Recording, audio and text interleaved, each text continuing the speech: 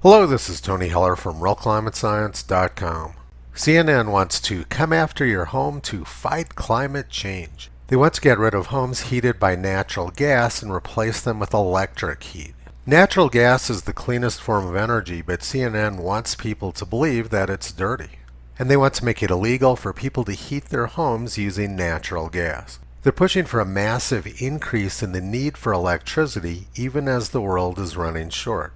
India was suffering severe electrical blackouts and had to increase their usage of coal in order to solve the problem. Note that Reuters threw in their plug for COVID lockdowns in the same article. It's become fairly standard for the press to throw in information about COVID lockdowns in their energy stories. It's an effort to condition the public to link lockdowns with climate. China was also suffering a severe shortage of electricity, which they fixed by increasing their usage of coal.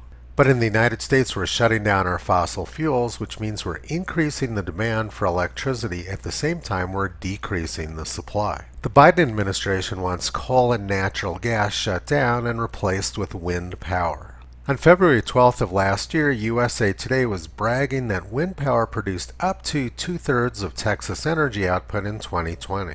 And 2 days later, the wind turbines froze up in Texas, the power grid shut down, and lots of people died. The same thing almost happened in Colorado, but they were rescued by a few coal-fired power plants like this one up near the Wyoming border.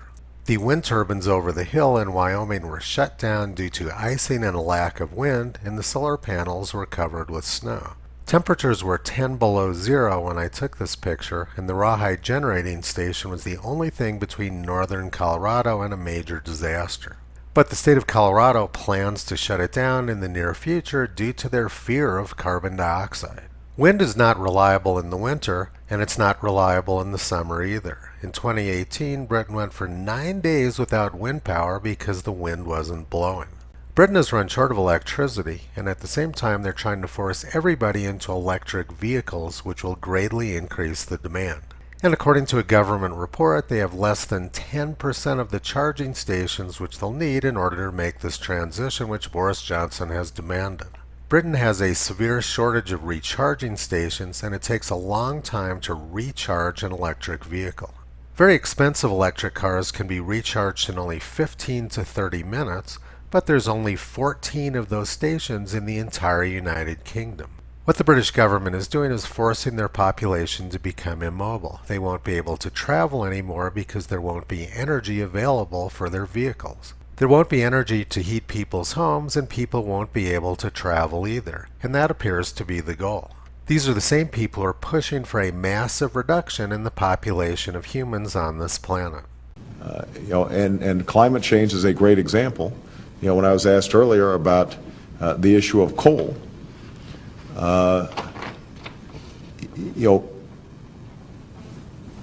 under my plan of a cap and trade system, electricity rates would necessarily skyrocket.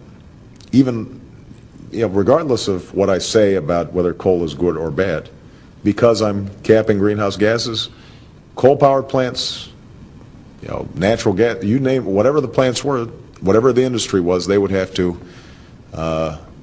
retrofit their operations.